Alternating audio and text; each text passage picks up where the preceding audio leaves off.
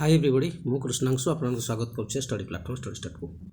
तबे ऑफिस तरफ आपर जो एस केस होता तार फाइनल रिजल्ट आस जाइए अर्थात आपर जो केस होता तो दुई पक्ष तो करते थे प्रथम जो मैंने आपंकर मेरिट लिस्ट नाला जो मान से करते जो मैंने डिवी करते डॉक्यूमेंट वेरिफिकेशन करते ओपीएससी तरफ ओपीएससी निजे हैंडल करता। तो बर्तमान आप जो रिजल्ट आजल्ट आपंकर ओपीएससी साइट्रे ही आसी अर्थात जो मैंने डिवी करते डॉक्यूमेंट वेरिफिकेशन करते तो से सपक्ष आसी तो फाइनल जो रहा रिजल्ट आपन कौन त्रुटि ना बोली हाइकोर्ट ताको निर्देश देते जे आप जो प्रोसेस थिला से प्रोसेस रे आपणकर हो पार कारण ताकर जो नोटिफिकेशन थिला से नोटिफिकेशन रे तो जो लेखाई जो आपणकर अनुसार से चेंजेस कर से अनुसार हाइकोर्ट राय शुणी।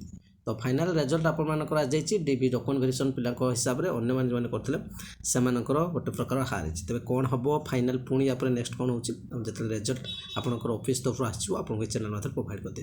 तो चैनल जो प्रथम थर विजिट करेंगे निश्चय चैनल सब्सक्राइब कर रखिए, लाइक करेंगे, शेयर करेंगे, कमेंट प्रोवाइड करेंगे। Thank you.